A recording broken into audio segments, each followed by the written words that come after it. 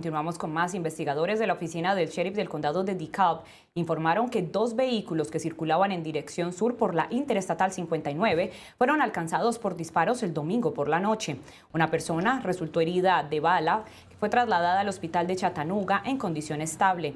Los investigadores indicaron que han recabado evidencia en el lugar de los hechos junto con las declaraciones de testigos. La policía cuenta con una descripción del vehículo del sospechoso y la dirección en la que se dirigía. Las autoridades están colaborando con otras agencias para dar con el autor de los